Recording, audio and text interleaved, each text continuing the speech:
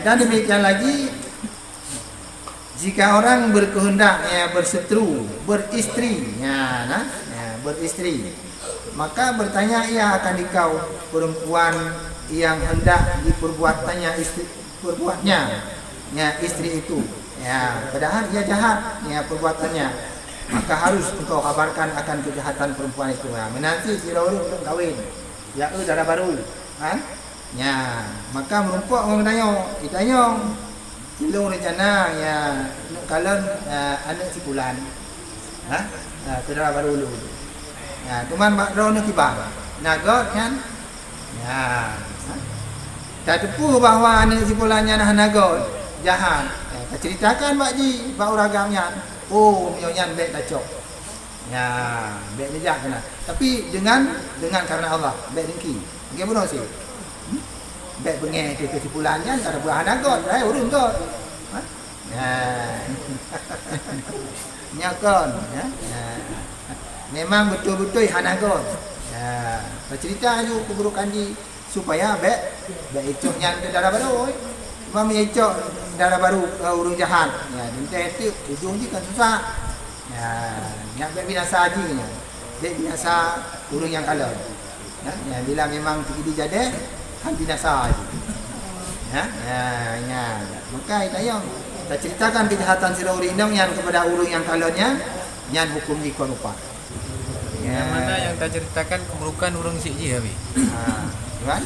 Bila mana diceritakan keburukan urung cikji. Misal siap agaknya enggak. Cuman urung cikji saja yang melain betul. Jadi yang diceritakan ini keburukan urung cikjinya. Yang nyangkut paut. Anak dalam urusi.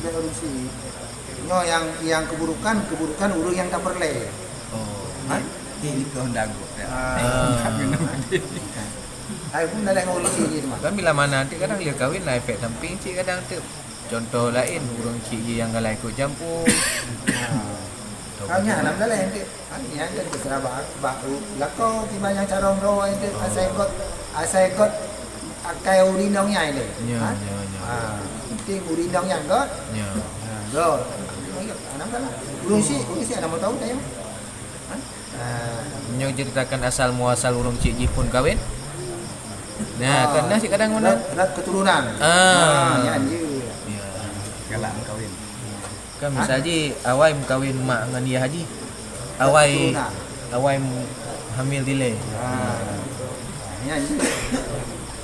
Buat yang keturunannya berlesi. Ya. Badannya sah.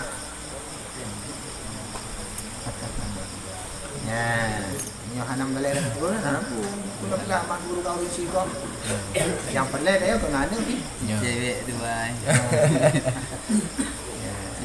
Oh hanya taduk hinan tak mau lah Ya. Penting akai urinongnya ni lah. Zat akai ni tiba.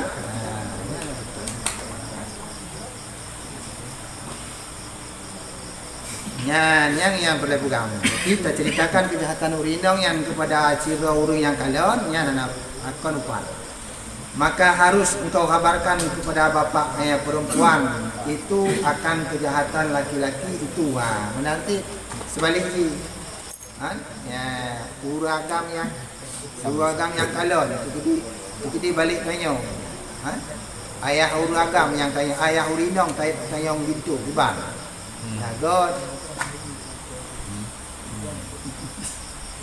Tanya kemenan biasa. Dan barang sebagainya. Yang menang beralih.